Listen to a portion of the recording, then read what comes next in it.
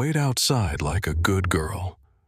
The words sliced through the air with surgical precision, delivered without hesitation, without shame, and with the kind of confident cruelty that comes from years of unchecked power. Victoria Ashford didn't whisper it. She didn't hide it.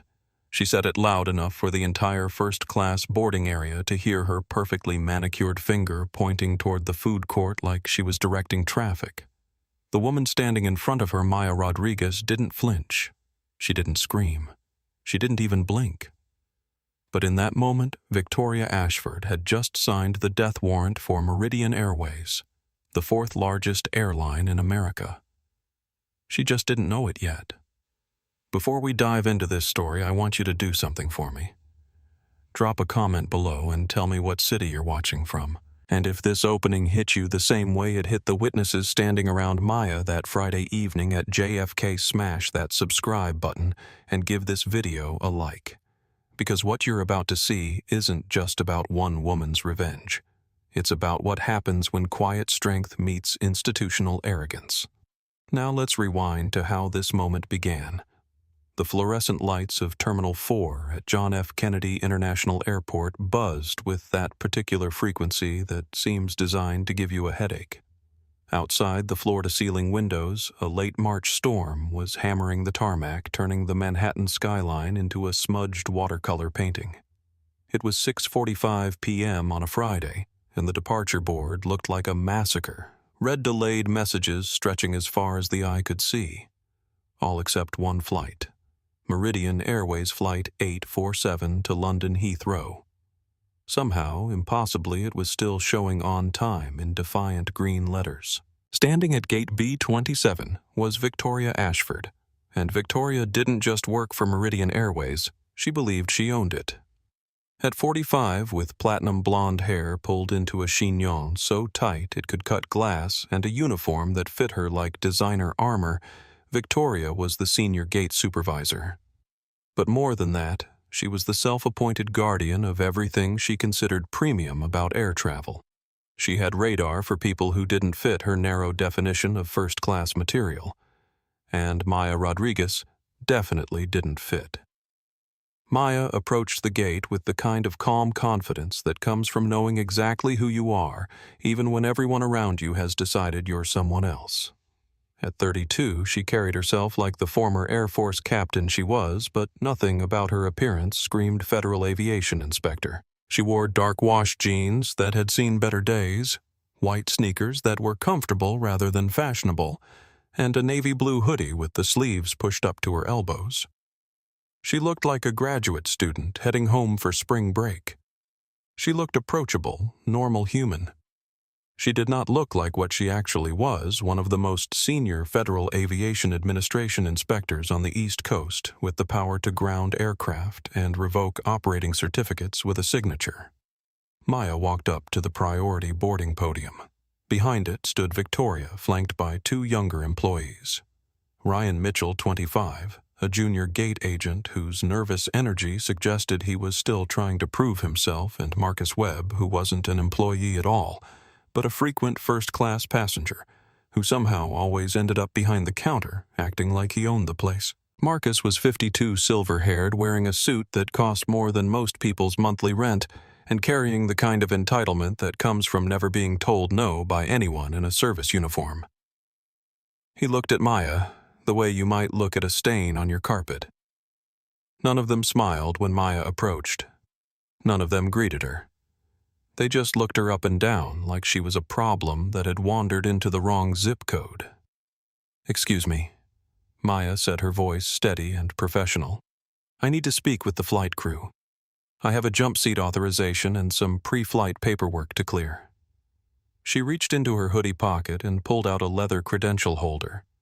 Inside was her Federal Aviation Administration badge, her pilot's license, and an authorization letter that gave her access to any commercial aircraft in the United States. Victoria didn't even glance at it.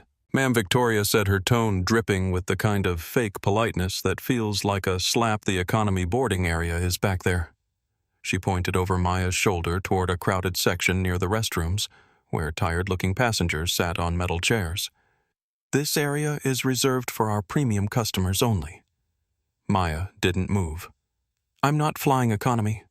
I'm deadheading crew and I need jump seat access for an inspection. Victoria's eyes narrowed. She looked Maya up and down again, slower this time, like she was cataloging evidence. Sneakers, jeans, hoodie, no makeup, no jewelry, no obvious markers of wealth or status. Honey, Victoria said, and the word landed like a verbal slap. The jump seat is for authorized personnel only. Real pilots, not people trying to sneak into first class with stories. Behind Victoria, Marcus Webb chuckled. It was a low, ugly sound. Keep the standards high, Victoria. That's what we pay for. Ryan Mitchell shifted uncomfortably but said nothing. He was new enough to be nervous, experienced enough to know something was wrong, but too intimidated by Victoria to speak up. Maya took a breath. She'd been here before, not at this gate, not with this airline, but in this situation. The assumption, the dismissal, the casual cruelty that people mistake for professionalism. My name is Captain Maya Rodriguez, she said clearly, enunciating every syllable. I'm a federal aviation inspector, and I need to perform a mandatory pre-flight safety check on your aircraft. The plane cannot legally depart without my signature. Victoria laughed. It was a sharp, incredulous sound that carried across the boarding area, causing several passengers to look up from their phones. Captain Victoria repeated, making air quotes with perfectly manicured nails. You look like you captained the night shift at Target. If you were really crew, you'd be in uniform. You'd have proper identification. You'd look the part. I have proper identification, Maya said, holding up her credentials again. Would you like to examine it? Victoria held up one hand like she was stopping traffic. I don't need to see whatever you printed off the internet. Security. She grabbed her radio. We have a situation at Gate B27. Non-compliant passenger attempting to access restricted areas. Possible fraud. That's when Maya made a choice. She could escalate this. She could demand to speak to a supervisor, wave her federal badge around, make a scene. Or she could let Victoria Ashford dig her own grave while Maya quietly documented every shovelful of dirt. Maya chose option 2. I understand, Maya said calmly. Where would you like me to wait? Victoria smiled.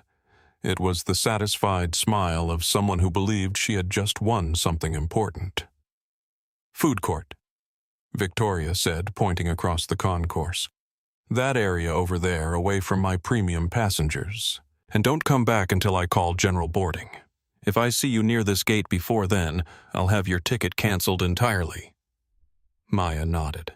So, to be clear, you're ordering me to leave the boarding area and wait in the food court. That's exactly what I'm saying, Victoria replied. Wait outside like a good girl. Maya stared at Victoria for a long moment. The storm outside seemed to pause, as if the entire airport was holding its breath. Then Maya picked up her small duffel bag, turned on her heel, and walked away. Victoria smoothed her uniform skirt and turned to Marcus with a triumphant expression. Unbelievable. The audacity some people have these days.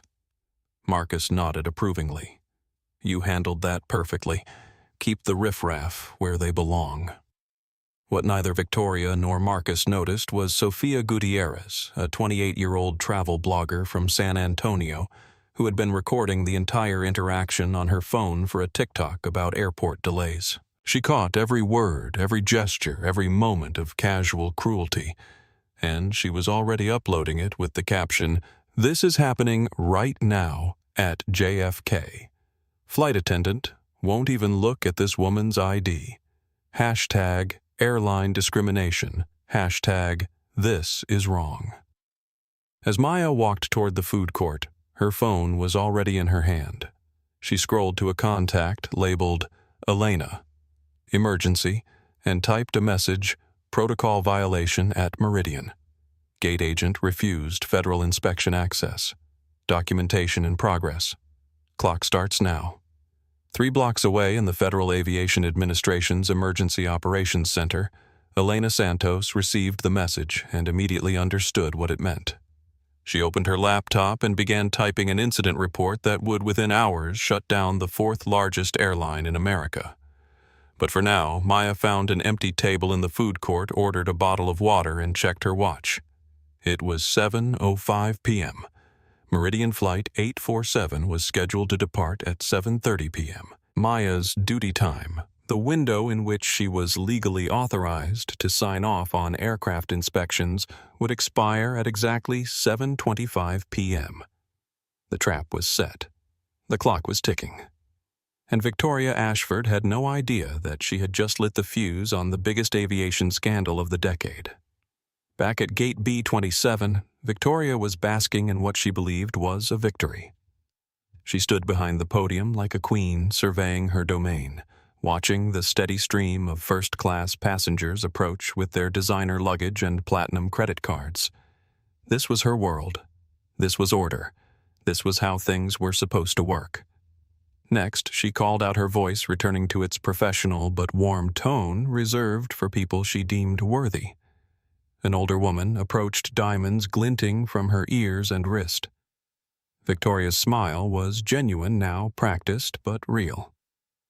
"Good evening, Mrs. Hamilton. Lovely to see you again." "How was your stay in New York?"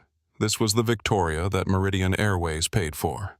Elegant, sophisticated, the perfect face for their premium brand.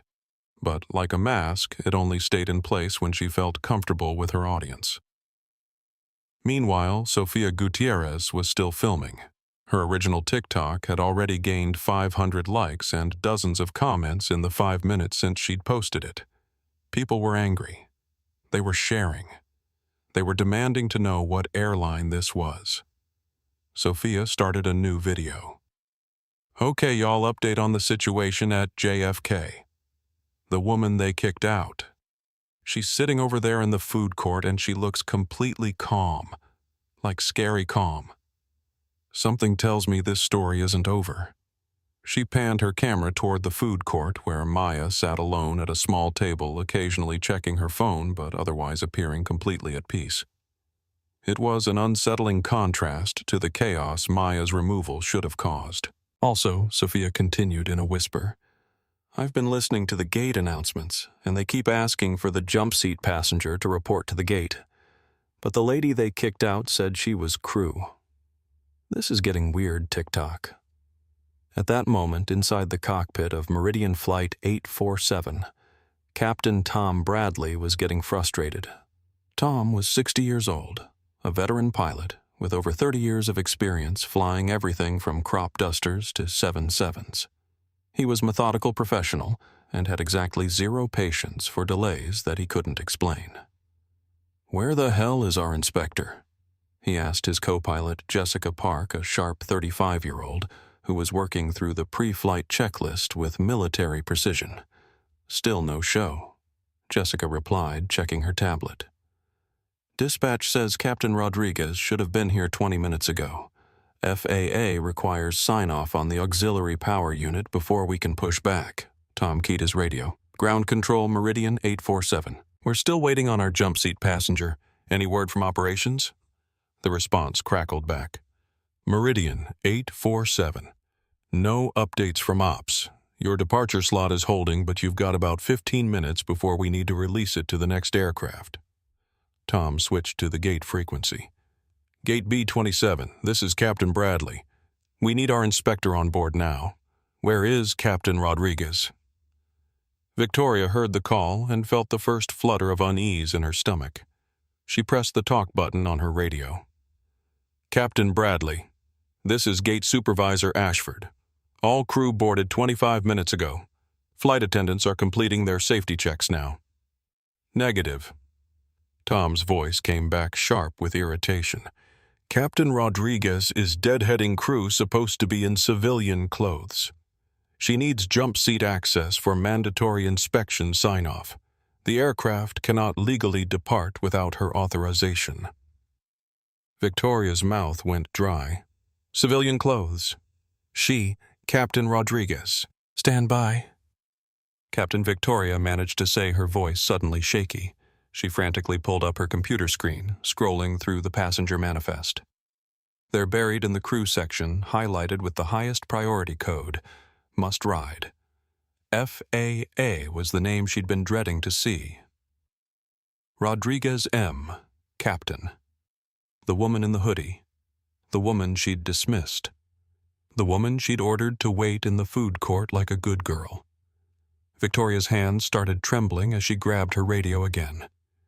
Captain Bradley, There might have been a misunderstanding. I'm going to locate Captain Rodriguez and get her on board immediately. What kind of misunderstanding? Tom's voice was dangerously quiet now. Are you telling me you lost a federal inspector? Before Victoria could answer, Marcus Webb leaned over the counter. What's the holdup? Victoria, is there a problem?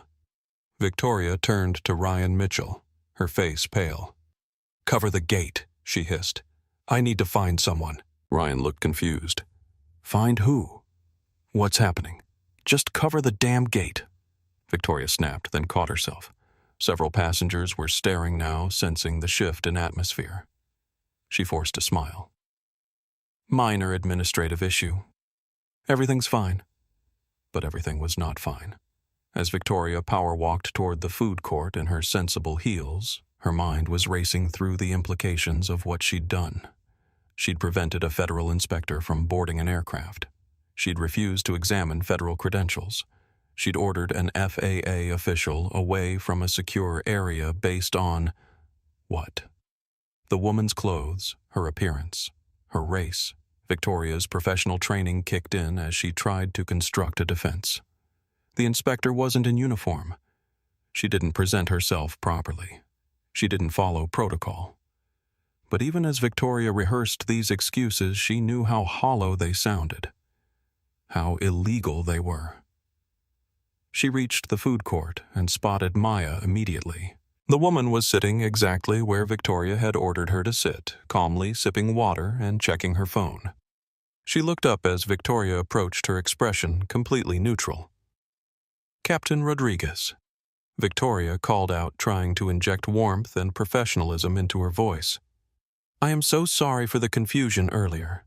There was a miscommunication with our systems. Captain Bradley is asking for you in the cockpit. We can board you immediately. Maya looked at her watch. What time is it, Ms. Ashford? The use of her name caught Victoria off guard. I'm sorry. The time. What time is it? It's 7:22, Victoria stammered. Maya nodded slowly. My duty period for accepting flight assignments expired 3 minutes ago. I am no longer legally authorized to inspect the aircraft. Victoria felt the blood drain from her face. But you have to. The flight can't leave without your signature. I know, Maya said, calmly. She stood up, gathering her duffel bag. Which means Flight 847 is canceled. You can't do that.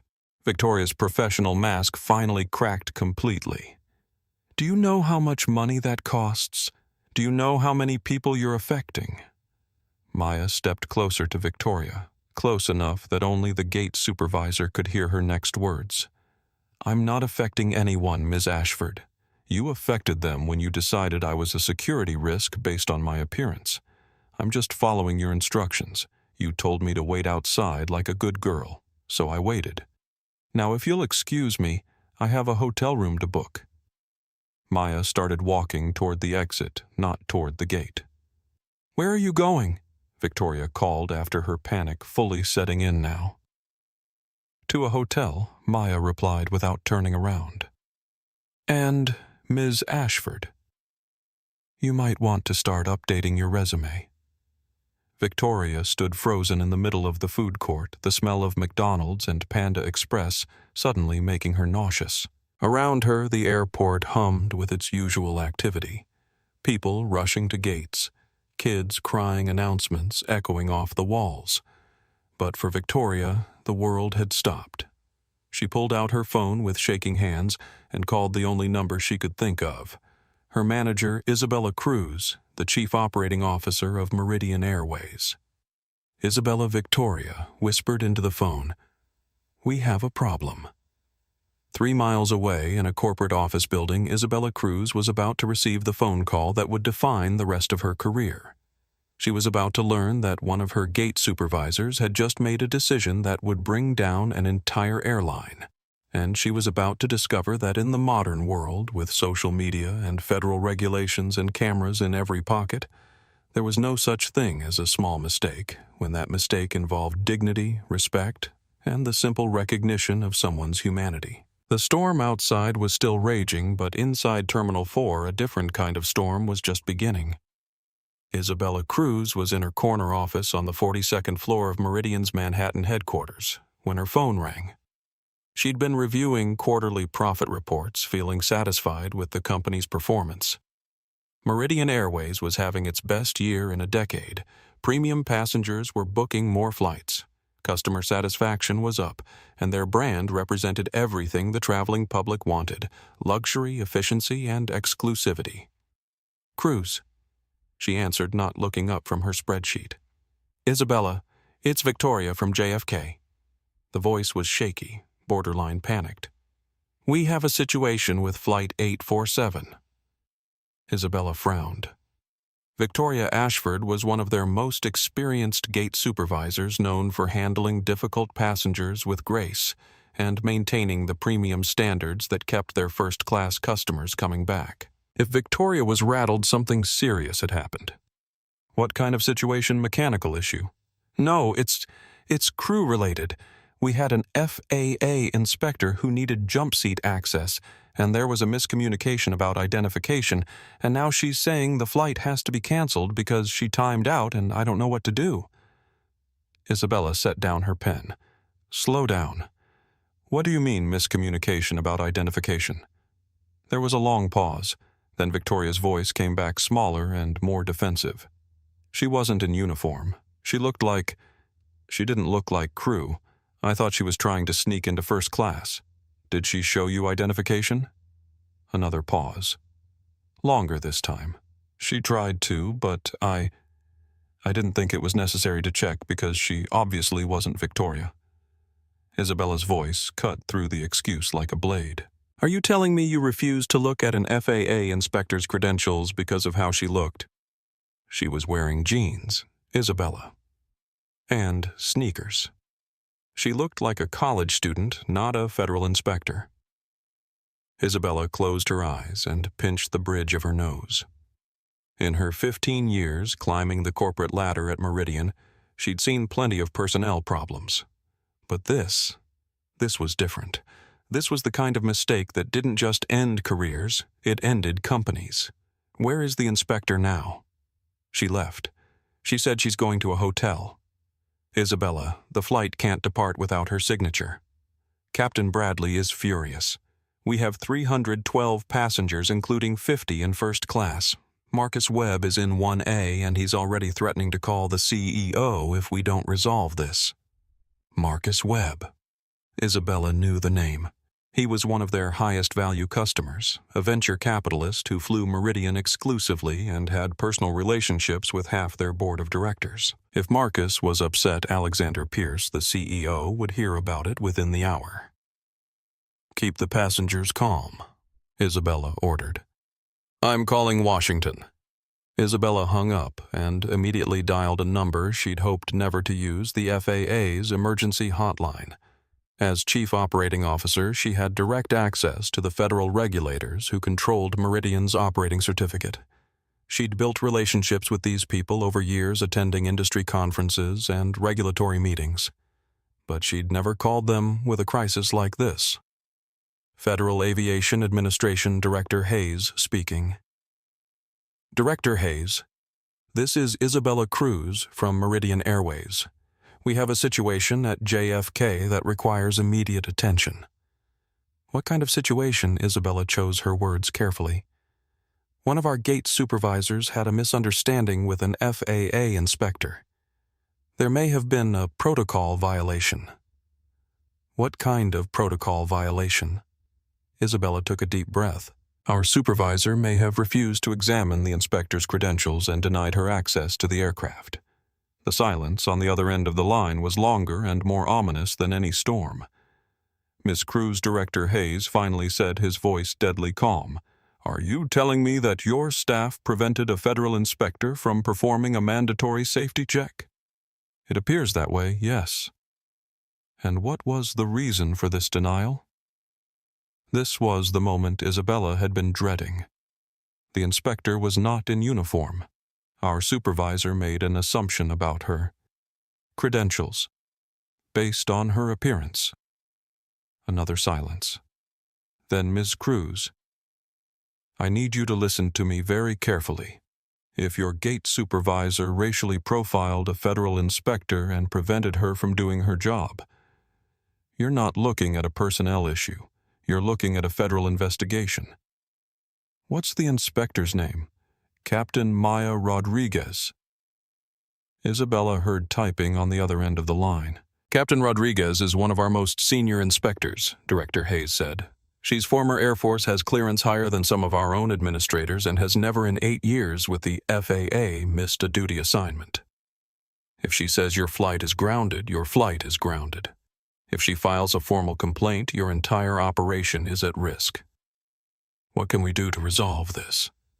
You can pray that Captain Rodriguez is more forgiving than she has any right to be, and you can start preparing for a full audit of your ground operations. I'll call you back in 1 hour with next steps." The line went dead. Isabella sat in her office staring out at the Manhattan skyline, feeling the weight of what was about to happen. She'd worked her entire career to reach this position, breaking barriers as one of the few Latina women in airline executive leadership. She'd navigated corporate politics, budget crises, and labor disputes, but she'd never faced anything like this. Her phone rang again. This time it was Alexander Pierce, the CEO. "Isabella, what the hell is happening at JFK? I just got a call from Marcus Webb screaming about canceled flights and incompetent staff." Isabella closed her eyes. "Alex, we have a problem. A big one." She explained the situation as diplomatically as possible, but there was no way to soften the core issue. Their staff had racially profiled a federal inspector and potentially violated multiple federal regulations in the process. "Jesus Christ," Pierce breathed. "How bad is this? I don't know yet. But if the FAA opens a formal investigation, we could be looking at fines, operational restrictions, maybe even license suspension. Over one gate agent's mistake. Alex, it's not just one mistake. If this gets out, if there's video, if it goes viral, we're looking at a brand crisis too. Our entire premium positioning is based on exclusivity and high standards. If people think those standards include racial bias..." Isabella didn't need to finish the sentence. They both understood the implications. "Fire her," Pierce said immediately. "Fire the gate supervisor. Issue a statement. Make it clear this doesn't represent company values. It might be too late for that." The inspector left. "The flight is canceled." And Alex? Marcus Webb was there. He supported the gate supervisor's decision. If that comes out... Pierce was quiet for a long moment. "Keep me updated. And Isabella, fix this. Whatever it takes." As Isabella hung up, she thought about Maya Rodriguez, sitting in some hotel room, probably documenting every detail of what had happened. She thought about 312 angry passengers. She thought about social media and news cameras and federal investigations. Most of all, she thought about Victoria Ashford, who had just destroyed everything Isabella had worked to build because she couldn't see past her own biases long enough to look at an identification badge.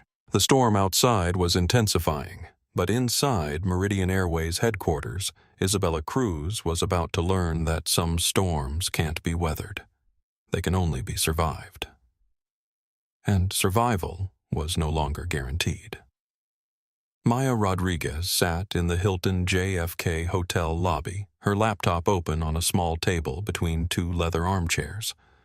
The storm outside had intensified, rain streaking the floor-to-ceiling windows, but inside the lobby was warm, quiet, and professional. It was exactly the kind of environment where Maya did her best work. Her phone buzzed with a text from Elena Santos' incident report filed with D.C. Director Hayes is aware. Legal standing by for formal complaint filing. Need your go-ahead for next steps. Maya typed back. Hold position. Let them make the next move. This wasn't Maya's first rodeo with airline discrimination, though it was certainly the most blatant case she'd encountered. Over her 8 years as a federal inspector, she'd dealt with gate agents who questioned her authority, pilots who assumed she was a flight attendant, and ground crews who asked if she was really qualified to inspect their aircraft. But Victoria Ashford had crossed a line that Maya hadn't seen crossed before. The casual cruelty of it. The performance for the other passengers. The absolute certainty that Maya couldn't belong in a first-class boarding area. Maya opened a new document on her laptop and began typing Preliminary Incident Report, FAA Form, 8020-15, date March 24th, 2024, time 1845, Eastern Standard Time, location JFK Terminal 4, Gate B-27, reporting Inspector. Captain Maya Rodriguez Federal, ID number FA A7394, summary. Attempted to perform mandatory pre-flight inspection on Meridian Airways, Flight 847N847MD. Gate Supervisor Victoria Ashford refused to acknowledge federal credentials and denied access to aircraft based on visual assessment of inspector's civilian attire. Supervisor ordered inspector to wait outside like a good girl in food court area, preventing completion of required safety checks. Maya paused, her fingers hovering over the keyboard. She could make this a simple personnel complaint. Victoria gets fired. Meridian issues an apology. Everyone moves on. Or she could document this as what it actually was, a safety violation that demonstrated fundamental flaws in the airline's security and crew recognition protocols. She chose the latter. Safety implications. If gate personnel cannot distinguish between authorized federal inspectors and potential security threats based solely on appearance, the integrity of the entire aviation security infrastructure is compromised. A bad actor in designer clothes would have received immediate access and deference, while a federal officer in civilian attire was treated as a threat. Recommended action: immediate grounding of Meridian Airways operations, pending comprehensive review of personnel training bias, prevention protocols, and federal compliance procedures. Maya saved the document and leaned back in her chair. She wasn't angry anymore. The cold fury that had sustained her through Victoria's humiliation had crystallized into something more dangerous: professional determination. Her phone rang. The caller ID showed Pierce Alexander, Meridian CEO. Maya let it ring 3 times before answering. Captain Rodriguez speaking. Captain Rodriguez, this is Alexander Pierce, CEO of Meridian Airways. I understand there was an unfortunate misunderstanding at our JFK gate this evening. There was no misunderstanding, Mr. Pierce. Your gate supervisor refused to examine federal credentials and ordered me away from the aircraft. That's not a misunderstanding. That's a violation of federal aviation regulations. Pierce's voice was smooth, practiced the kind of tone that had probably diffused 1,000 corporate crises. Captain, I want to assure you that this incident doesn't represent Meridian's values. We pride ourselves on professionalism and respect for all passengers and crew members. Your supervisor called me honey and told me to wait outside like a good girl. Your premium passenger encouraged her behavior. That seems pretty representative to me. There was a pause. I understand you're upset. I'm not upset, Mr. Pierce. I'm documenting. I'm filing reports. I'm recommending that the FAA take a very close look at how your airline operates. Captain, surely we can resolve this internally. I'm prepared to offer a full apology, additional training for our staff, and compensation for your time and inconvenience. Maya almost smiled. Mr. Pierce, do you know what my job actually is? You're a federal inspector. I'm the lead auditor for operational safety at major carriers. I determine whether airlines are following federal regulations and whether they can be trusted with the flying public. Your gate supervisor just demonstrated that your staff makes security decisions based on racial bias rather than actual credentials. That's not a training issue. That's a cultural failure. Pierce's tone shifted, becoming more desperate. What do you want? Captain, I want your airline to prove it can operate safely and without discrimination. Until you can do that, I don't think you should be operating at all. Maya hung up. Within minutes, her phone was buzzing with calls from Meridian executives, FAA, administrators, and reporters who had somehow already gotten wind of the story. Maya ignored them all except one, Elena Santos. Maya, the internet is exploding. Someone filmed the whole thing and it's going viral. Hashtag Meridian discrimination is trending. The video has 500,000 views in the last hour. Who filmed it? Travel blogger named Sofia Gutierrez. She caught everything: the refusal to look at your ID, the pointing to the food court, the good girl comment. It's all there. Maya pulled up TikTok on her phone. The video was indeed everywhere, shared and reshared with increasingly angry comments. She watched herself standing calmly at the gate while Victoria dismissed her with casual cruelty. She watched Marcus Webb's smug encouragement. She watched her own quiet dignity in the face of humiliation. Maya Elena continued. Director Hayes wants to know if you're filing a formal complaint. Maya looked around the hotel lobby. A few business travelers were scattered around, typing on laptops, making quiet phone calls. Normal people going about their normal lives, trusting that the airplanes they boarded were safe, that the people in charge knew what they were doing, that the system worked. Tell Director Hayes to expect my formal report within the hour. And Elena. Yeah.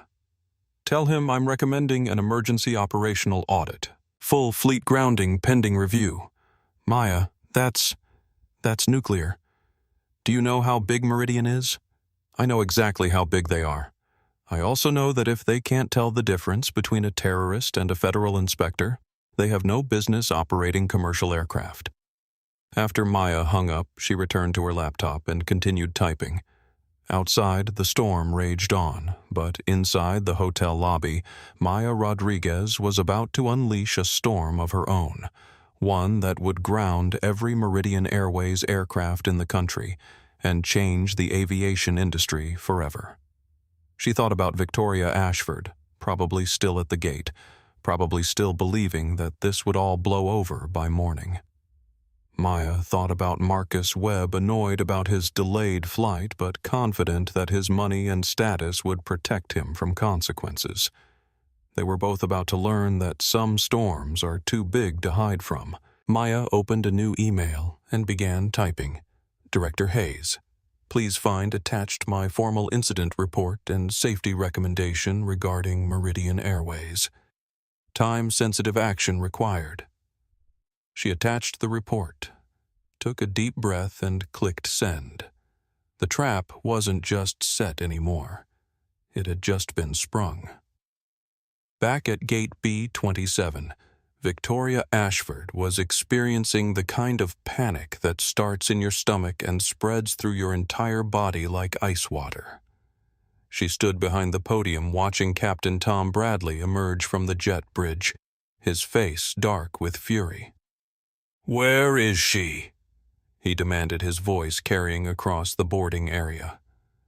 Several passengers looked up from their phones, sensing drama.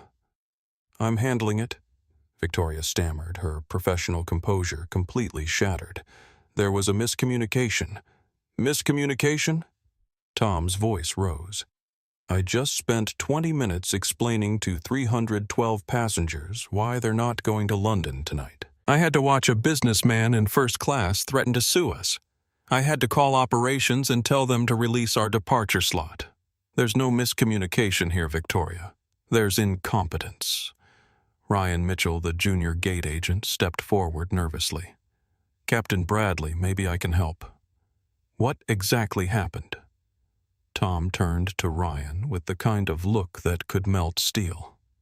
What happened is that your supervisor here refused to let a federal inspector board the aircraft. What happened is that instead of checking credentials like any competent gate agent would do, she decided to play fashion police. What happened is that I now have to file a report with the FAA explaining why my flight was canceled due to crew negligence. Victoria felt the walls closing in. Around the gate area, passengers were openly staring now. Some had their phones out. She could see the judgment in their eyes, the recognition that she was the problem. She didn't look like crew, Victoria said weakly, grasping for any justification. She was wearing jeans. How was I supposed to know? By looking at her federal ID, Tom shot back. By doing your job instead of making assumptions. By treating people with basic human respect until proven otherwise. Marcus Webb appeared at Victoria's elbow. His earlier smugness had evaporated, replaced by the cold anger of a man who wasn't used to being inconvenienced. Victoria, I don't care about your personnel drama. I have a board meeting in London tomorrow morning. Fix this. Get me on another flight. Call your supervisor. Do something. Mr. Webb, I understand your frustration. No, you don't understand anything. Marcus snarled. I fly 200,000 miles a year with this airline. I recommended Meridian to 3 corporate accounts last month. Do you know what this is going to cost your company? Tom Bradley laughed bitterly. Cost the company, Marcus. You supported her decision. I heard you encouraging her to keep standards high when she was humiliating that inspector. Marcus's face went pale. I didn't know she was an inspector. You thought what? That only certain kinds of people deserve respect. That first-class treatment depends on how someone looks. Around them, the boarding area had become a theater. Passengers who had been absorbed in their devices were now openly watching the drama unfold. Some were recording. Sofia Gutierrez was live-streaming the aftermath, providing running commentary to her growing audience. Y'all, this is wild, Sofia whispered into her phone. The pilot is absolutely destroying the gate agent right now. And the fancy businessman who was acting all superior earlier, he's trying to pretend he wasn't part of it. Victoria's radio crackled. Gate B27. This is operations. We need an immediate status update on Flight 847. Corporate is asking questions. Victoria keyed the radio with shaking hands. Operations, this is B27. Flight canceled due to crew legality issues. Repeat that, B27. Did you say crew legality? Tom Bradley grabbed the radio from Victoria's hand. Operations, this is Captain Bradley. Flight 847 is canceled because your gate supervisor refused to allow our required FAA inspector to board the aircraft. The inspector timed out, waiting for access. We are not legal to depart. The silence from operations stretched so long that Victoria wondered if the radio was broken. Finally, Captain Bradley, please report to operations immediately. Gate B27, please have Supervisor Ashford available for debriefing. Victoria felt her knees go weak. Debriefing was corporate speak for we're about to fire you and we need documentation for legal protection. Her phone buzzed with a text from Isabella Cruz. My office. 1 hour. Bring incident reports. Victoria looked around the gate area, seeing it as if for the first time. The angry passengers. The recording phones. Ryan Mitchell backing away from her like she was radioactive. Marcus Webb pretending to be absorbed in his own phone, trying to distance himself from the disaster he'd helped create. She thought about her 15 years with Meridian.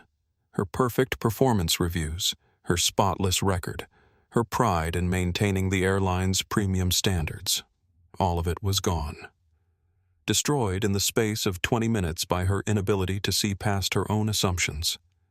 Victoria's legs felt unsteady as she walked toward the operations office. Behind her, she could hear passengers making angry phone calls demanding to be rebooked on other airlines. She could hear Sofia Gutierrez explaining to her live audience how a simple inspection had turned into a complete disaster because of one woman's prejudice. As Victoria passed the food court, she glanced toward the table where Maya Rodriguez had been sitting. It was empty now, cleared except for a single water bottle that the cleaning crew hadn't picked up yet. Such a small thing. Such a simple interaction. A federal inspector trying to do her job treated like a threat because she didn't fit Victoria's narrow definition of who deserved respect. Victoria's phone buzzed again. This time it was a notification from TikTok, where she apparently now had an account she'd never created. Someone had tagged her in Sofia's viral video. The comments were brutal. "This is why I don't fly Meridian anymore. Imagine being this racist on camera. She really said wait outside like a good girl to a federal inspector. Karen energy is strong with this one." Victoria turned off her phone and continued walking toward what she knew would be the end of her career. Behind her, the storm outside seemed to be intensifying rain lashing against the terminal windows. But Victoria was learning that some storms start inside buildings in the space between assumption and reality, in the moment when prejudice meets consequence. She thought about Maya Rodriguez, again, probably sitting in a hotel room somewhere, probably writing reports that would destroy everything Victoria had worked for. The irony wasn't lost on her. She'd told Maya to wait outside like a good girl. Now Victoria was the one waiting outside the career she'd built, outside the life she'd known, outside the protection of institutional power that had always shielded her from the consequences of her choices. And there was nowhere left to hide. In the Meridian Airways Operations Center, 3 floors below the main terminal, chaos was erupting in real time. The nerve center of JFK's busiest airline hub looked like a war room with dozens of monitors displaying flight statuses, weather patterns, and crew schedules. But tonight, those screens were telling a story that operations manager David Kim had never seen in his 12 years with the company. "Sir, we have a problem," called out Jessica Martinez, the night shift supervisor. "Flight 847's cancellation is cascading. We've got 43 passengers who are going to miss connections in London. The domino effect is hitting our entire European schedule." David stared at the screens in disbelief. A single canceled flight was manageable. Airlines canceled flights all the time, whether mechanical issues, crew problems. But this was different. This cancellation was spreading through their network like a virus. "How bad is it?" David asked, though he was afraid to hear the answer. "Bad. Flight 412 from London to Rome is already sold out, so we can't rebook the connections. Flight 630 to Paris tomorrow morning just went from 50% to oversold because everyone's trying to rebook. And sir, corporate is on line 1. They sound furious." David picked up the red phone that connected directly to Meridian's executive offices. "Operations Center, Kim speaking. David, this is Isabella Cruz. I need a full report on the Flight 847 situation, and I need it now." "Ms. Cruz, we're looking at approximately 400 passengers affected across 6 flights. The rebooking is turning into a nightmare because it's spring break week and everything's already full. That's not what I'm asking about.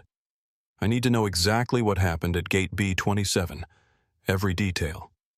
David pulled up the incident log. According to the reports, there was an issue with crew verification. A federal inspector was denied boarding access by the gate supervisor. The inspector timed out, making the flight illegal to operate. Who was the inspector? Captain Maya Rodriguez, FAA. Isabella's sharp intake of breath was audible even through the phone.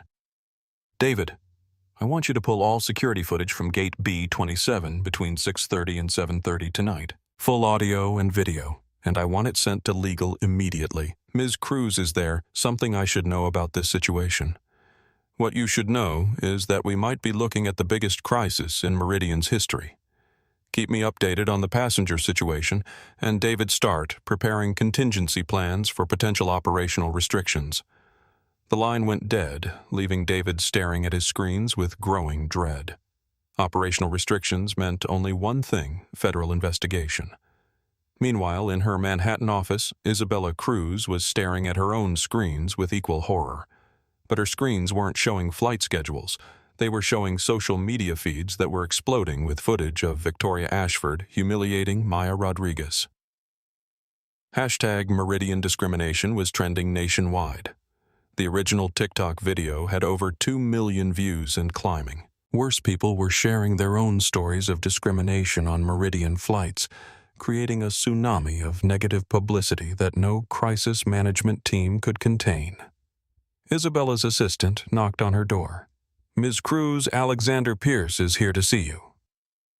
Alexander Pierce walked into Isabella's office, looking like a man who had aged 10 years in the past 2 hours. The CEO of Meridian Airways was usually the picture of corporate confidence, silver-haired, expensively dressed, radiating the kind of authority that came from running a billion-dollar company. Tonight he looked defeated. "How bad is it?" he asked without preamble. Isabella turned her laptop screen toward him. The numbers were devastating. Meridian's stock had dropped 12% in after-hours trading. Booking sites were flooded with negative reviews. Their corporate Twitter account was being overwhelmed with angry comments demanding accountability. "It's not just the social media," Isabella said. "I just got off the phone with Director Hayes at the FAA. They're opening a formal investigation. And Alex, they're considering operational sanctions. Sanctions over one gate agent's mistake." It's not just a mistake anymore. The video shows clear racial profiling. We have a federal inspector on record saying she was denied access to aircraft based on her appearance. "This is a federal civil rights violation, Alex. The Department of Transportation is getting involved." Pierce sank into a chair. "What are our options? Legally, we fire Victoria, immediately issue a public apology, and cooperate fully with the investigation. Financially, we're looking at millions in rebooking costs, potential lawsuits, and federal fines. Reputationally, we might never recover from this." Isabella's phone buzzed with an urgent message from their head of communications. "CNN wants statement in 1 hour. Every major network is running the story. Hashtag Meridian discrimination now at 5 million tweets. There's something else," Isabella continued. "Marcus Webb was involved. The video shows him encouraging Victoria's behavior. Marcus sits on our advisory board. He has personal relationships with half our major investors." Pierce's face went white. "Jesus. Marcus is going to be calling in favors trying to make this go away. Alex, this isn't going away. We're past damage control. We need to get ahead of this, or it's going to destroy the company." As if summoned by their conversation, Isabella's desk phone rang. The caller ID showed Webb Marcus. Private line. Isabella looked at Pierce, who nodded grimly. Marcus Isabella answered. "Isabella, we need to talk. This situation at JFK is being blown completely out of proportion. One rogue employee making a judgment call is not a corporate crisis. Marcus, there's video of you encouraging racial profiling. This is exactly a corporate crisis. I was supporting proper security protocols. I had no way of knowing that woman was actually crew.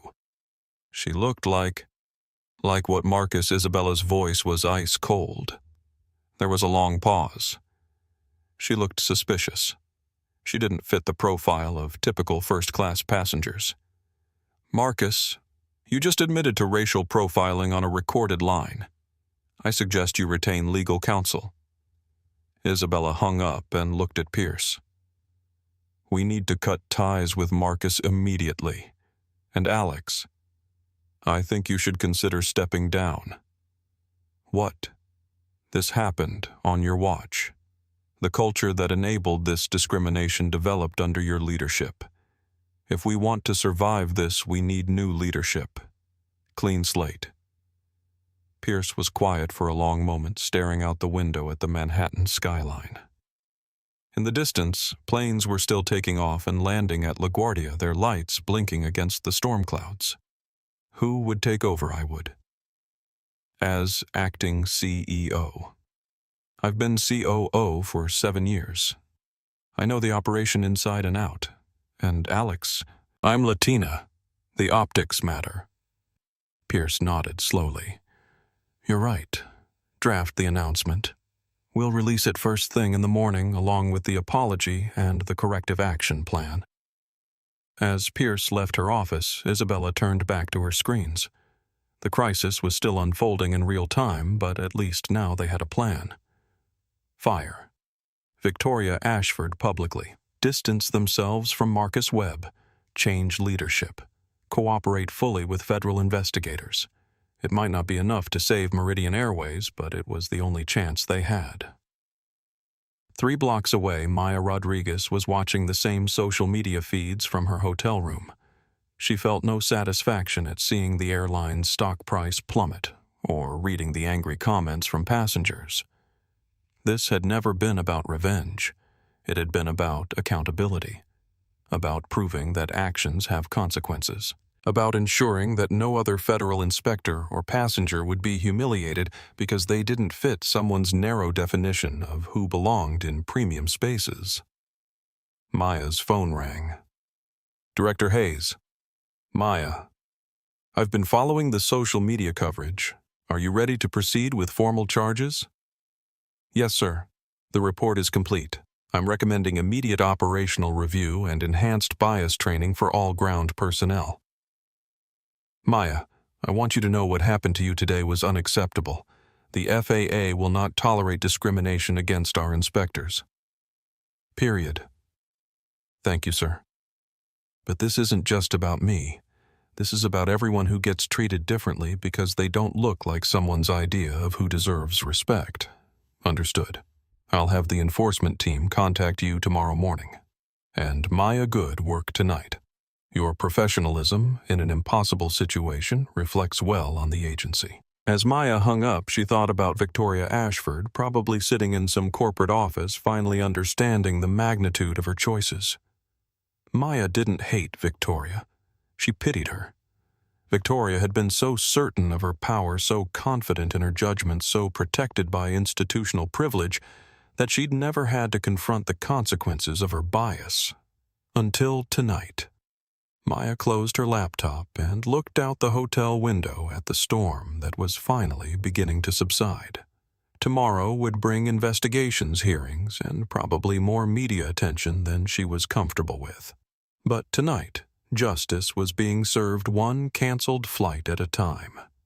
The emergency board meeting of Meridian Airways convened at 11:30 p.m. in the company's Manhattan headquarters, with most members participating via video conference from their homes across the country. The usually polished boardroom felt chaotic, with staff members rushing in and out, carrying laptops, legal documents, and crisis management reports.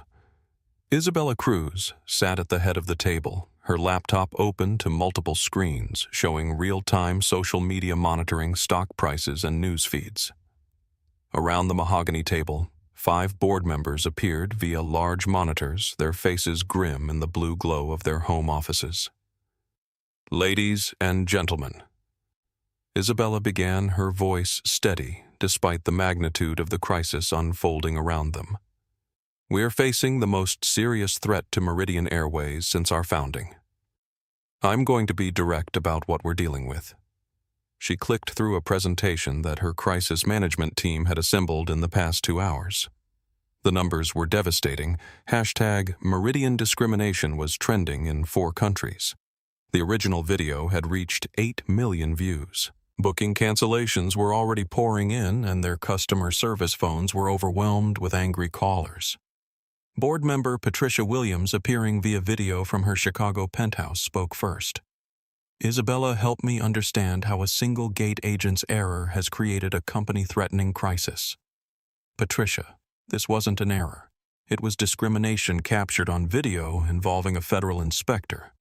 The FAA is treating this as a safety violation because our staff couldn't properly identify authorized personnel. The Department of Transportation is opening a civil rights investigation. We're facing potential federal sanctions that could ground our entire fleet. Thomas Rodriguez, the board's longest-serving member, leaned forward on his video feed. What sanctions are we talking about? Isabella's general counsel. Michael Chen spoke up from his seat at the table. Realistically, operational restrictions, mandatory federal oversight, potential license suspension, the FAA has broad authority when safety protocols are violated, and refusing to recognize a federal inspector's credentials while making racially motivated judgments. That's a safety violation.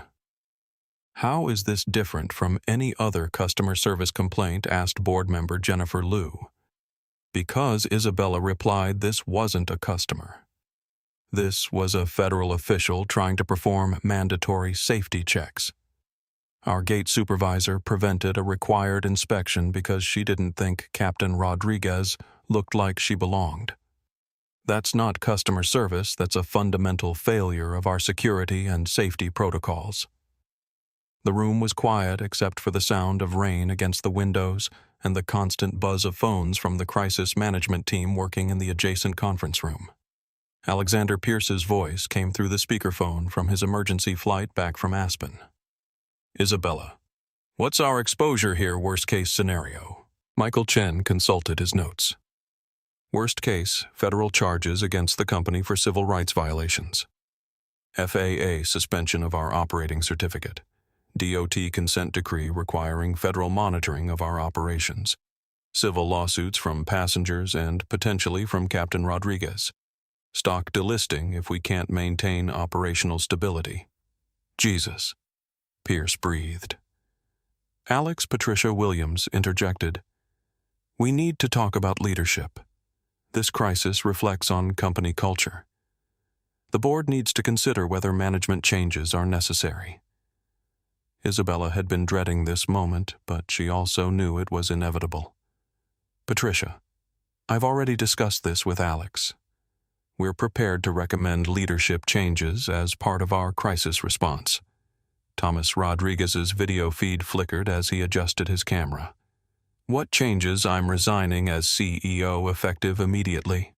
Pierce's voice came through clearly despite the poor connection from his airplane. Isabella will serve as acting CEO while the board conducts a search for permanent leadership. We need fresh leadership to navigate this crisis and rebuild trust. The silence stretched for nearly a minute. All in favor, Patricia Williams finally asked. One by one, the board members voiced their approval. It was unanimous. Isabella felt the weight of responsibility settle on her shoulders. She was now the acting CEO of an airline in freefall, facing federal investigation, public outrage, and potential bankruptcy. Our immediate priorities, Isabella continued, are full cooperation with federal investigators, complete transparency with the media, and immediate implementation of enhanced training and accountability measures for all customer-facing staff. Her phone buzzed with a text from the crisis management team in the adjacent room. CNN wants live interview for morning show. NBC requesting statement. Wall Street Journal working on front page story. We also need to address Marcus Webb's involvement, Isabella continued. The video clearly shows him encouraging discriminatory behavior. As an advisory board member and major investor, his actions reflect on the company. What's Marcus saying? Thomas Rodriguez asked. He's hired crisis management consultants and is claiming he was simply supporting security protocols. But his own words on the video contradict that defense. Jennifer Liu's image on the monitor showed her shaking her head. This is a nightmare. How do we come back from this? We start by accepting full responsibility, Isabella said firmly. No excuses. No deflection, no victim blaming. We acknowledge that our employee discriminated against a federal officer, we express genuine remorse, and we implement real changes to prevent it from happening again. What about Victoria Ashford? Patricia Williams asked. Terminated for cause, effective immediately. We're also reviewing the employment status of anyone else who was involved in or aware of the incident. Michael Chen looked up from his phone. Isabella, I'm getting reports that additional videos are surfacing. Apparently, other passengers recorded the aftermath when Captain Bradley confronted Victoria and Marcus. It's not helping our case. Isabella closed her eyes briefly. Each new video was another nail in the coffin of Meridian's reputation. How's our cash position? Thomas Rodriguez asked, always focused on the financial fundamentals. We're stable for now, Isabella replied. But if the FAA imposes operational restrictions or if booking cancellations accelerate, we could face liquidity issues within weeks. Are we considering bankruptcy protection? Jennifer Liu asked quietly. The question hung in the air like a thundercloud. It's an option, Michael Chen admitted. Chapter 11 would give us breathing room to restructure operations and renegotiate contracts while we work through the federal investigations. But it would also be an admission that this crisis has fundamentally damaged our business model. Isabella looked around the room at the tired faces of her staff, and we're discussing bankruptcy, because we're discussing bankruptcy, because one employee couldn't see past her prejudices long enough to look at a federal ID. Let's focus on the immediate crisis, Isabella said. Michael, I want legal strategies for minimizing federal penalties. Communications team, I want a comprehensive media plan that acknowledges wrongdoing without creating additional legal exposure. Operations, I want contingency plans if the FAA imposes flight restrictions. Her assistant appeared in the doorway. Ms. Cruise Director Hayes from the FAA is on line 1. He says it's urgent. Isabella picked up the phone, knowing that this conversation would determine whether Meridian Airways would survive the night. Director Hayes. This is Isabella Cruz. Ms. Cruz. I'm calling to inform you that effective 6 a.m. Eastern tomorrow, the FAA is implementing a temporary operational pause for all Meridian Airways flights, pending completion of our investigation. The room went dead silent. Sir, can you define operational pause? All Meridian aircraft are grounded until further notice. No departures, no arrivals. Any aircraft currently in flight may complete their journeys, but no new flights may be initiated. Isabella felt the floor drop out from under her. A complete grounding meant no revenue, massive passenger disruption, and potential cascade effects that could destroy the airline permanently. Director Hayes, how long do you anticipate this pause will last? That depends on how quickly your company can demonstrate that it has addressed the cultural and training failures that led to tonight's incident. I suggest you prepare a comprehensive remediation plan. The line went dead. Isabella looked around the room. Every face reflected the same realization: Meridian Airways had just been effectively shut down by the federal government. The crisis had entered its final phase. Victoria Ashford sat in her Queen's apartment at 3:47 a.m., her uniform still on, her makeup smeared from crying, staring at her phone screen in horror. The notifications hadn't stopped coming for hours. Twitter mentions, Instagram tags, Facebook comments, TikTok shares. Her name was trending alongside words like racist discrimination and fired. Someone had found her personal social media accounts. They'd screenshotted old posts where she'd complained about sketchy people at the subway station, photos from a company party where she'd made jokes about keeping standards high, and even a review she'd left for a restaurant criticizing their unprofessional staff who didn't look like they belonged in a high-end establishment. The pattern was unmistakable. Victoria Ashford had a history of judging people by their appearance, and now the entire internet was dissecting that history in real time. Her phone rang. It was her sister Carol calling from Portland. Victoria, what the hell is happening? My daughter just showed me a video of you telling some woman to wait outside like a good girl. Please tell me this is fake. Victoria's voice was hoarse from crying. It's not fake. Carol, I made a mistake. I didn't know she was a pilot. She didn't look like... Stop. Just stop right there. You didn't know she was a pilot because you didn't bother to look at her ID. I watched the video, Victoria. She tried to show you credentials and you refused to look. She wasn't in uniform. How was I supposed to know? By doing your job, by treating people with basic human decency until proven otherwise. Victoria, do you hear yourself right now? You're still making excuses. Carol hung up, leaving Victoria alone with the silence of her apartment and the constant buzz of her phone receiving more and more notifications. She scrolled through the comments on the viral video, each one feeling like a physical blow. This is exactly why I don't fly Meridian. Racist employees everywhere. Imagine being this confident in your bigotry, on camera, in 2024. Wait outside like a good girl to a federal inspector. The audacity. She really said the quiet part out loud, didn't she? Victoria's doorbell rang. She looked through the peephole and saw two people with cameras and notebooks, reporters. Someone had found her address. She turned off the lights and sat on her kitchen floor, hoping they would leave. They didn't.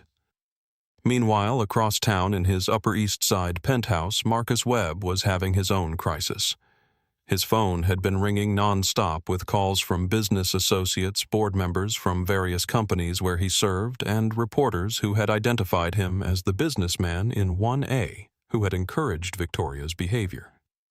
Marcus's crisis management consultant, a sharp woman named Rebecca Torres, sat across from him in his living room, her laptop open to multiple news feeds. "Marcus, we need to talk about your exposure here," Rebecca said bluntly. "The video shows you explicitly supporting racial profiling. You told the gate agent to keep standards high when she was humiliating a federal inspector. This isn't going away." "I was supporting security protocols," Marcus insisted. "I had no way of knowing that woman was actually crew." "Marcus, listen to yourself. You keep saying that woman. You never use her name. You never acknowledge that she's a decorated veteran and federal inspector. You're still othering her." Marcus was quiet for a moment. "What do you recommend? Full public apology? Acknowledge wrongdoing? Donate significant money to civil rights organizations? Step down from any public-facing board positions? And hope the Justice Department doesn't decide to make an example of you? Justice Department Marcus, you participated in preventing a federal officer from performing her duties. That's a federal crime. The fact that it was racially motivated makes it a civil rights violation. You could face criminal charges." The color drained from Marcus's face. For the first time since this crisis began, he was starting to understand the magnitude of his actions.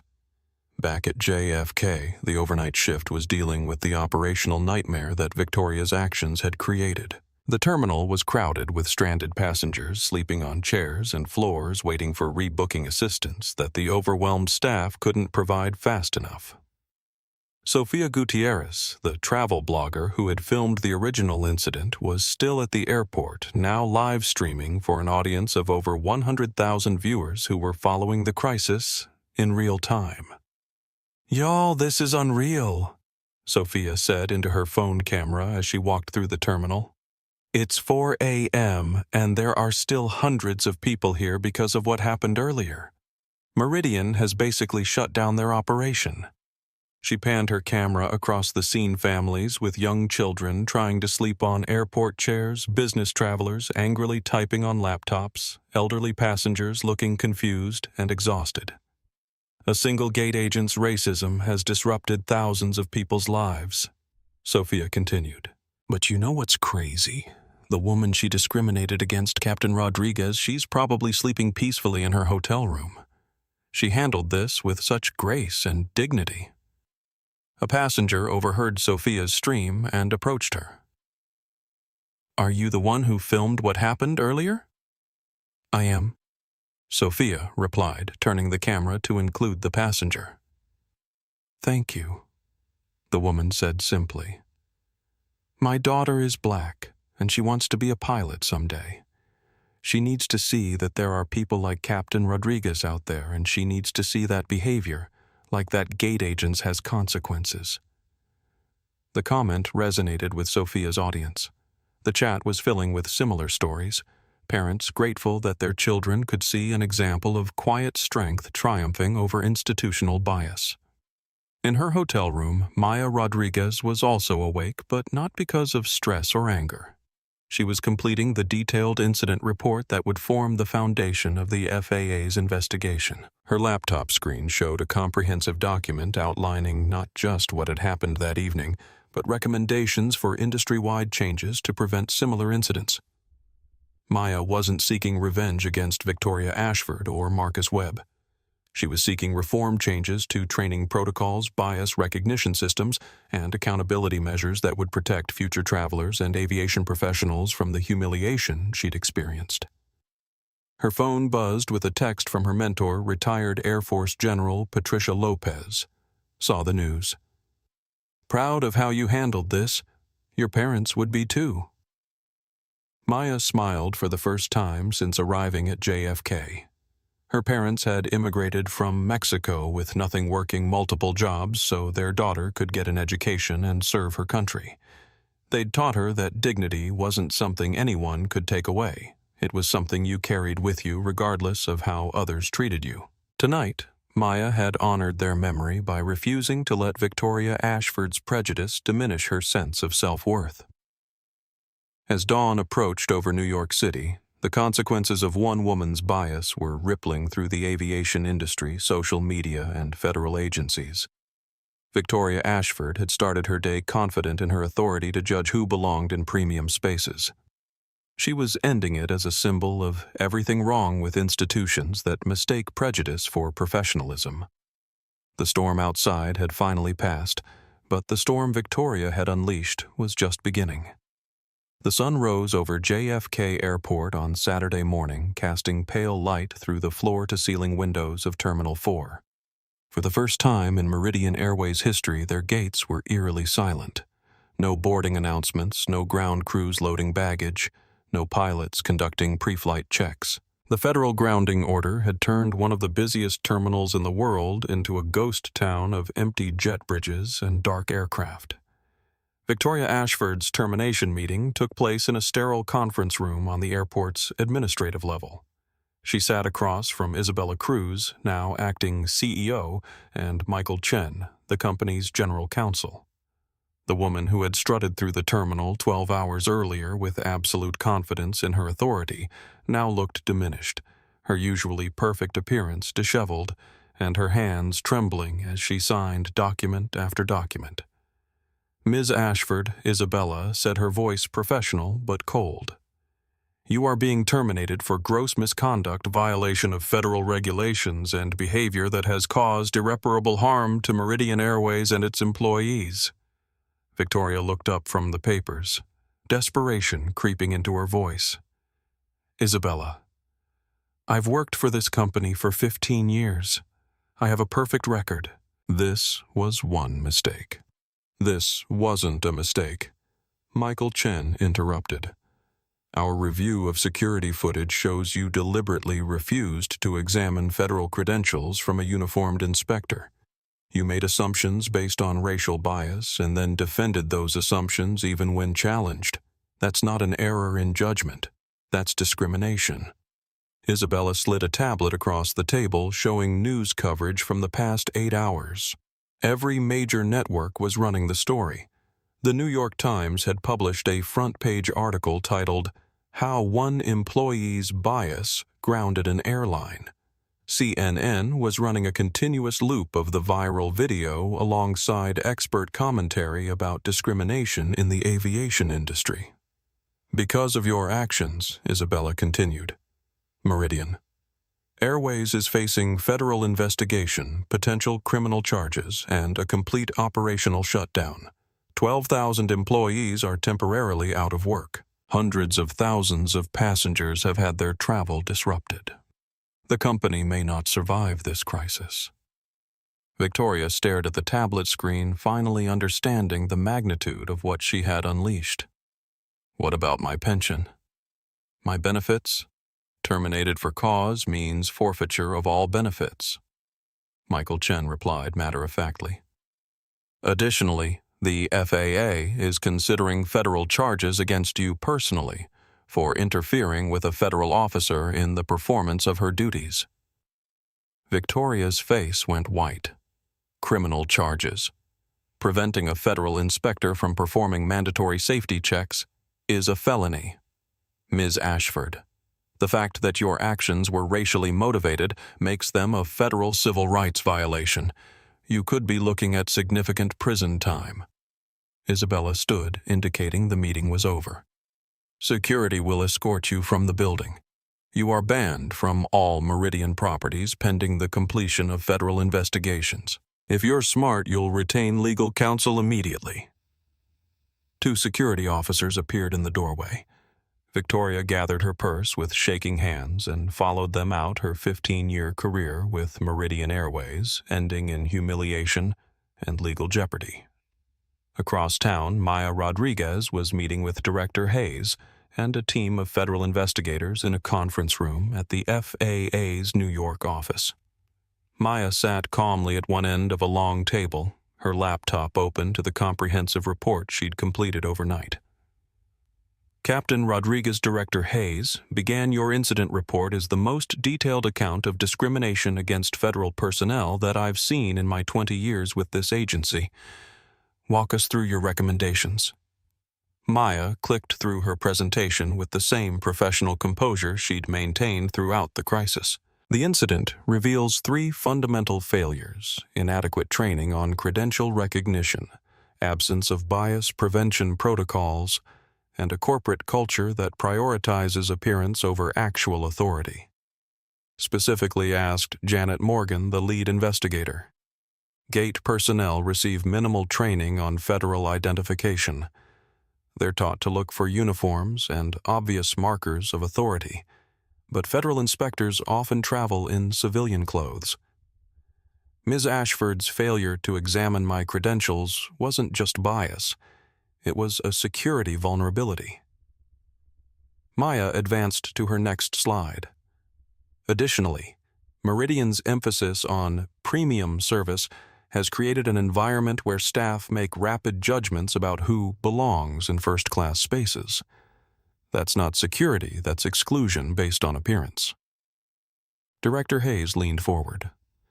What are your recommendations for industry-wide changes, mandatory bias recognition training for all customer-facing personnel, updated protocols requiring examination of all federal credentials regardless of the holder's appearance, and implementation of accountability systems that track patterns of differential treatment? Captain Rodriguez, Janet Morgan said you could have caused a scene last night.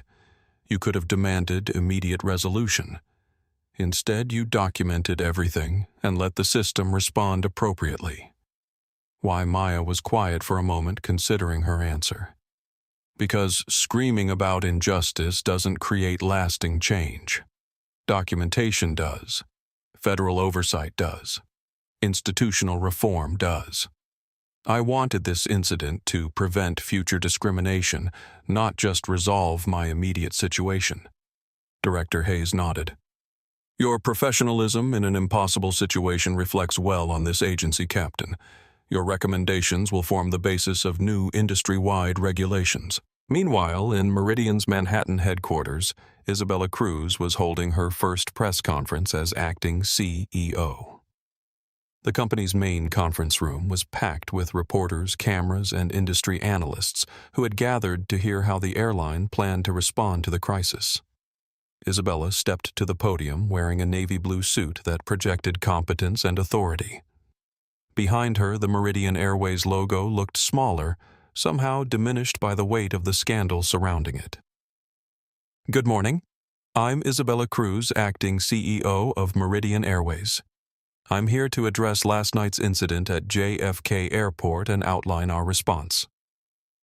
The room was silent, except for the clicking of camera shutters. Yesterday evening, one of our gate supervisors prevented a federal aviation inspector from boarding an aircraft based on racial bias.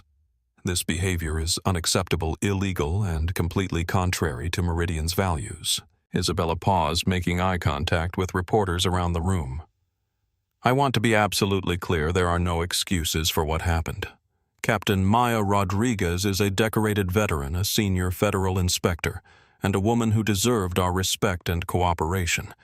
Instead, she was subjected to discrimination and humiliation by our employee. A reporter called out, "What specific changes is Meridian implementing?" Effective immediately, all customer-facing employees will undergo enhanced bias recognition training. We're implementing new protocols requiring examination of all federal credentials.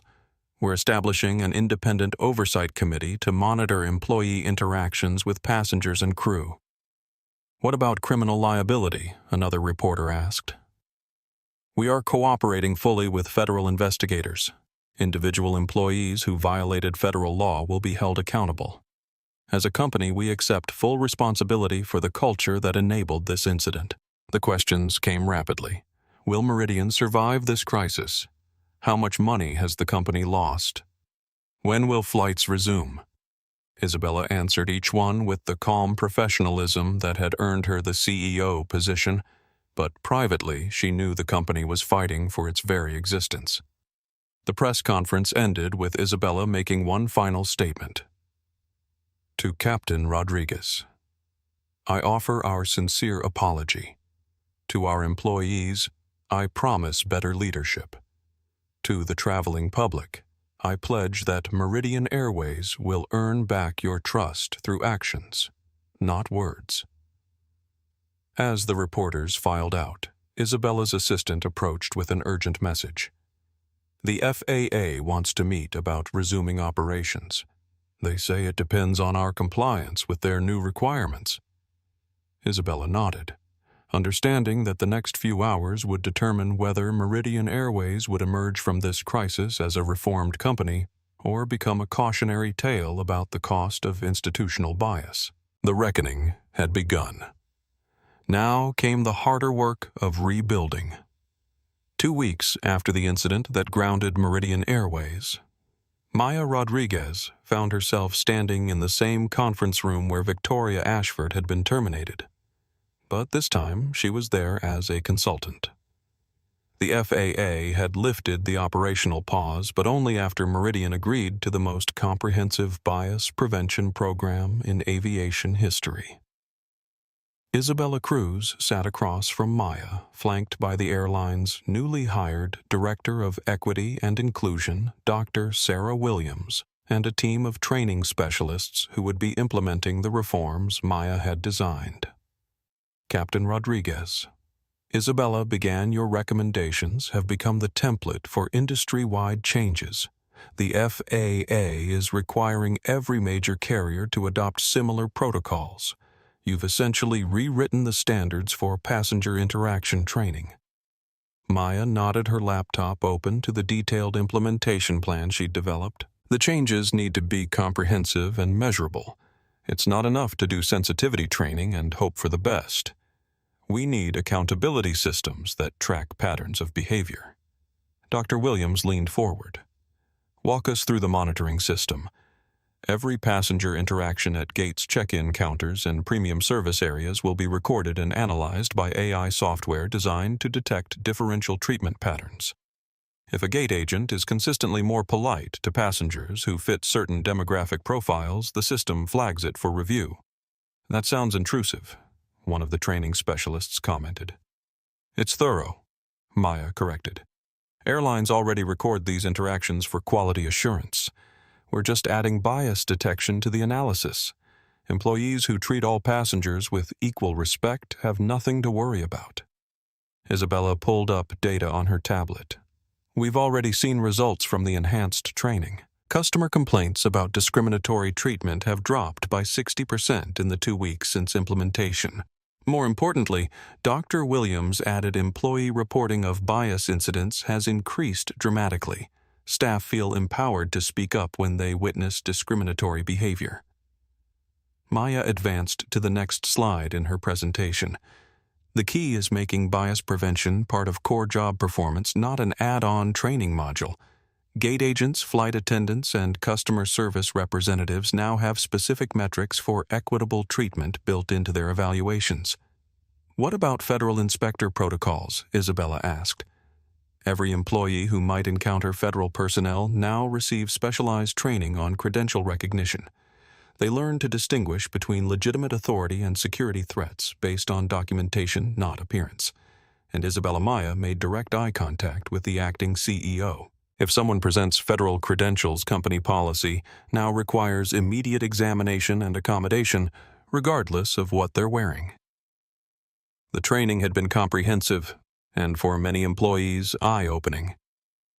Ryan Mitchell, the junior gate agent who had been present during the original incident, had become one of the program's strongest advocates.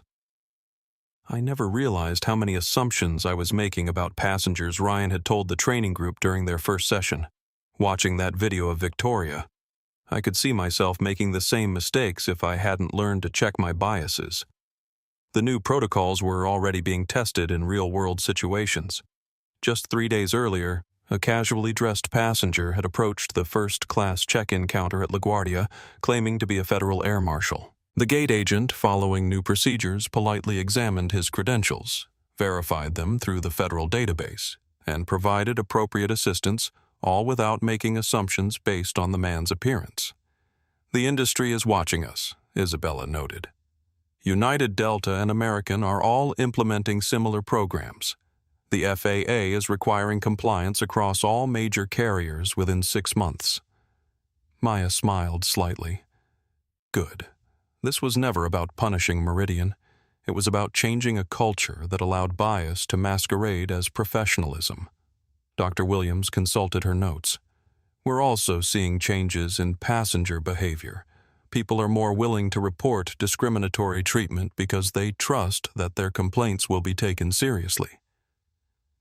"What about the financial impact?" Maya asked. Isabella's expression brightened for the first time in weeks. "Surprisingly positive. Yes, we lost money during the grounding, and the training implementation was expensive. But our customer satisfaction scores are higher than they've been in 5 years. Passengers trust us more because they see us taking accountability seriously." "The Marcus Webb situation has helped, too," Dr. Williams added. His public apology and resignation from our advisory board sent a clear message that discriminatory behavior has consequences regardless of someone's wealth or status. Maya had watched Marcus Webb's press conference with interest. The man who had so confidently supported Victoria's discrimination had appeared humbled and genuinely remorseful as he announced his departure from several corporate boards and his commitment to funding civil rights education programs. Speaking of consequences, Isabella said Victoria Ashford pleaded guilty to federal civil rights charges yesterday.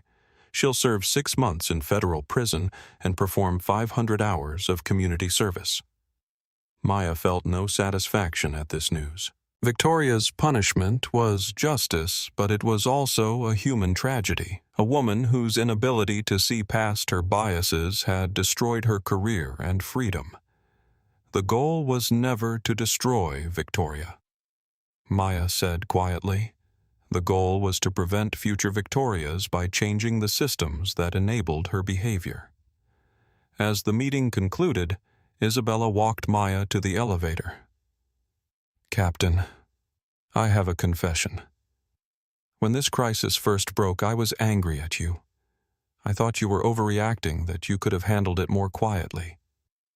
Maya pressed the elevator button and turned to face Isabella. "And now? Now I understand that quiet handling is what allowed this problem to persist. If you had accepted an apology and moved on, nothing would have changed. Victoria would have continued making biased decisions. Other employees would have learned that discrimination without consequences is acceptable. The culture would have remained toxic." The elevator arrived and Maya stepped inside. Isabella. "The aviation industry is safer now because employees understand that bias is a security vulnerability. Passengers are more confident because they know their dignity will be protected regardless of how they look. That's worth more than any individual's comfort." As the doors closed, Isabella reflected on how much had changed in just 2 weeks. Meridian Airways was no longer the same company it had been before Maya Rodriguez walked up to Gate B27 in her jeans and hoodie. It was better, more accountable, more equitable, and more committed to treating every passenger and employee with the respect they deserved. The transformation hadn't been easy, but it had been necessary, and it had started with one woman's refusal to accept discrimination as business as usual. Maya emerged from the building into the bright afternoon sun, knowing that her work was far from over. Airlines across the country were implementing similar reforms, but culture change took time and constant vigilance.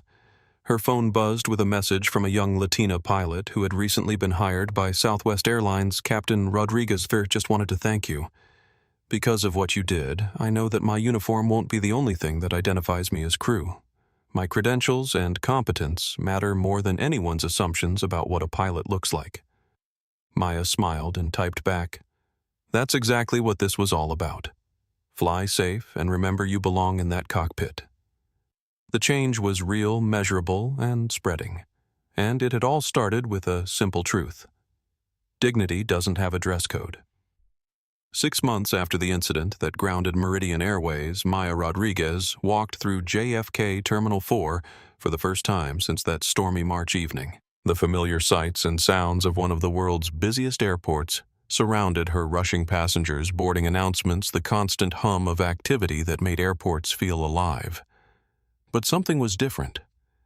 As Maya approached Gate B27, she noticed changes that would have been invisible to most travelers, but were profound to someone who understood the aviation industry intimately.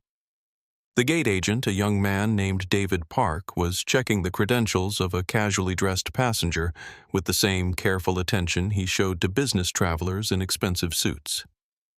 When a woman in a hijab approached with a first-class boarding pass, David's smile was genuine and his service professional without the subtle hesitations or extra scrutiny that had once been commonplace.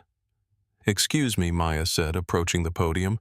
"I'm deadheading crew, need to coordinate jump seat access." David looked up from his screen with a professional smile. "Of course, Captain. May I see your credentials?" Maya handed over her federal ID watching as David examined it carefully, verified the information in his computer, and then looked up with genuine respect. "Captain Rodriguez, it's an honor to meet you. You're the reason we have our new training protocols. Every employee here knows your story." Maya felt a mixture of pride and humility. "How are the new procedures working out?" "They're amazing," David replied enthusiastically.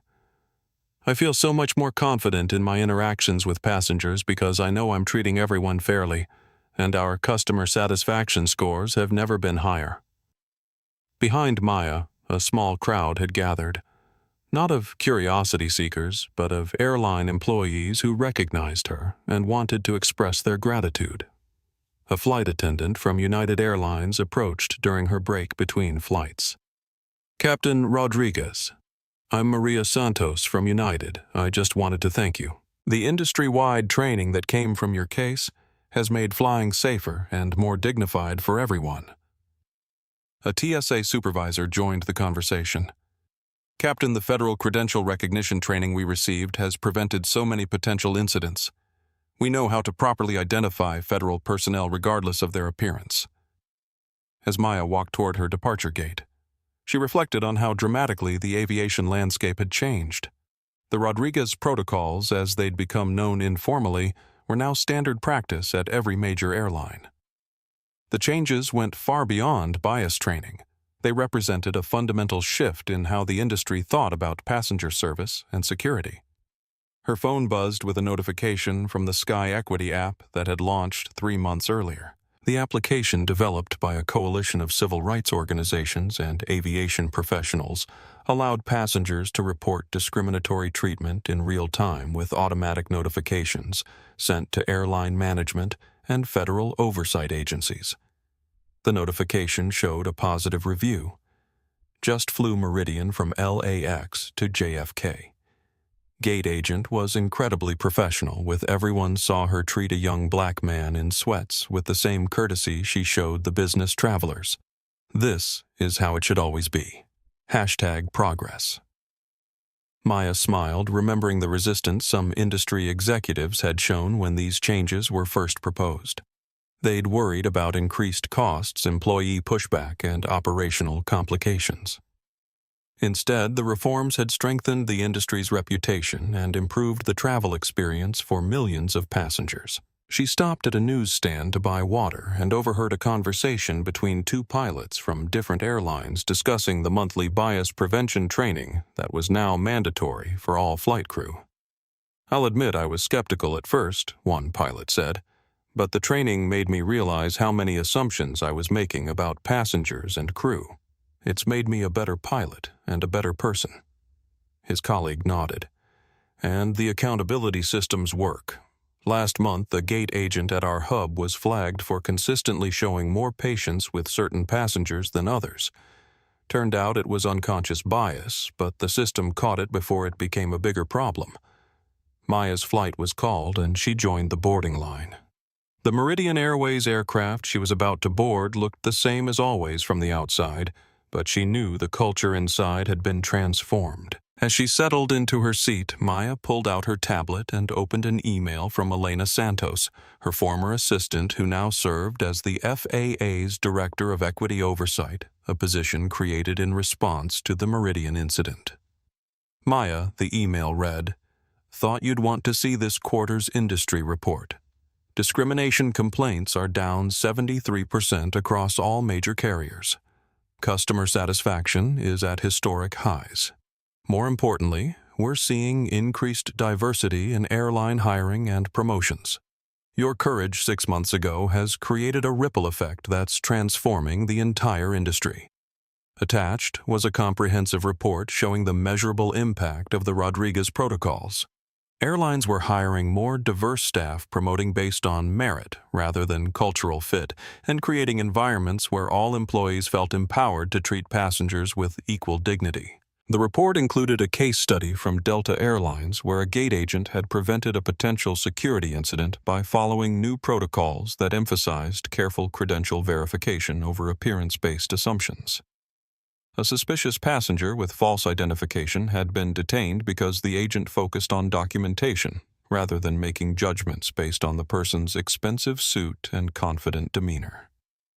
Maya's phone chimed with a text from Isabella Cruz, who had been confirmed as Meridian's permanent CEO and had become a respected voice for equity in corporate leadership. Maya Meridian just received the National Civil Rights Award for Corporate Transformation. "This honor belongs to you. Thank you for holding us accountable." As the plane pushed back from the gate, Maya looked out the window at the bustling airport below. Somewhere in those terminals, federal inspectors, air marshals, and crew members were moving through security and boarding procedures without having to prove their worthiness based on appearance. Passengers of all backgrounds were being treated with equal respect and dignity. The change hadn't happened overnight, and it wasn't perfect, but it was real, measurable, and lasting. The aviation industry had learned that security and service excellence required seeing people as individuals rather than stereotypes. Maya opened her laptop and began working on her next project, a comprehensive training program for law enforcement agencies on recognizing federal personnel in civilian clothes. The lesson of Gate B-27 was expanding beyond aviation into every area where assumptions about authority and belonging could compromise safety and dignity. Her phone buzzed one more time with a message that made her smile. It was from a young woman named Jennifer Martinez, a first-generation college student who had just been accepted into an aviation program at Embry-Riddle Aeronautical University. "Captain Rodriguez, I'm going to be a pilot because of your example. You showed me that competence and courage matter more than anyone's expectations about what a pilot should look like. Thank you for making the skies safer and more welcoming for all of us." Maya typed back, "Welcome to Aviation Future, Captain Martinez. The industry needs leaders like you." As her flight reached cruising altitude, Maya reflected on the strange path that had brought her to this moment. A routine inspection assignment had become a national conversation about bias, dignity, and institutional change. A moment of personal humiliation had transformed into an opportunity for industry-wide reform. She hadn't sought to become the face of aviation equity, but she'd accepted that responsibility with the same professionalism and dedication she brought to every aspect of her work. The girl who had grown up watching planes at Mexico City Airport dreaming of becoming a pilot had ended up doing something even more important. She'd made aviation safer and more inclusive for everyone. The captain's voice came over the intercom. "Ladies and gentlemen, we're beginning our descent into Atlanta. Flight attendants prepare for landing." Maya looked out the window at the city below, knowing that in airports across the country, the changes she'd helped create were making travel more dignified for millions of passengers and more professional for thousands of employees. The sky belonged to everyone now, and everyone belonged in the sky. Today, Maya Rodriguez continues to work as a federal aviation inspector traveling the country to ensure that airlines maintain the highest standards of safety and service. She's also become a sought-after consultant on bias prevention and institutional change, helping organizations across multiple industries recognize and address unconscious prejudice. Victoria Ashford completed her federal sentence and now works as a diversity training specialist, sharing her story as a cautionary tale about the real-world consequences of bias. In her presentations, she talks honestly about the assumptions she made that night at JFK and how those assumptions destroyed her career and nearly destroyed an entire company. Marcus Webb has donated over $2 million to civil rights organizations and scholarship programs for underserved students pursuing careers in aviation. He speaks publicly about how privilege can blind people to their own biases and the importance of listening to marginalized voices. The aviation industry is fundamentally different now. Every major airline has implemented comprehensive bias prevention training. Federal oversight of passenger treatment has been strengthened, and most importantly, millions of travelers now move through airports knowing that their dignity will be protected regardless of how they look or what they wear. Maya's story reminds us that sometimes the most profound changes come not from grand gestures or loud protests, but from quiet dignity in the face of injustice. She could have screamed, demanded immediate satisfaction, or accepted an apology and moved on. Instead, she documented everything, followed protocol, and trusted the system to respond appropriately when presented with clear evidence of wrongdoing. Her patience and professionalism didn't just resolve her immediate situation. They created lasting institutional change that protects countless others from similar treatment.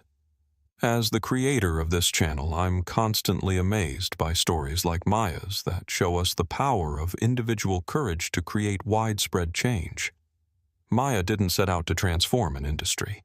She simply refused to accept discrimination as normal, even when doing so would have been easier and quieter. Her story teaches us that competence has no color authority, doesn't require a uniform, and dignity should never depend on meeting someone else's expectations about how you should look or behave. Most importantly, it shows us that standing up for justice doesn't always require raising your voice. Sometimes the most powerful response is calm, documented truth that forces institutions to confront their own failures. If you've ever been told you don't belong somewhere, if you've ever been judged by your appearance rather than your qualifications, or if you've ever witnessed injustice and wondered whether speaking up would make a difference, Maya Rodriguez's story is for you. The next time you're in an airport, remember Captain Maya Rodriguez. Remember that the woman in jeans and a hoodie might be the person responsible for ensuring your flight is safe. Remember that respect should be given freely, not earned through appearance. And remember that sometimes changing the world starts with one person refusing to wait outside when they have every right to be inside. If this story moved you, share it. The more people who understand these lessons, the more we can build a world where everyone is treated with the dignity they deserve. Thank you for watching, and remember, justice doesn't always come with fanfare. Sometimes it comes with quiet strength and the courage to document truth until the world is forced to listen.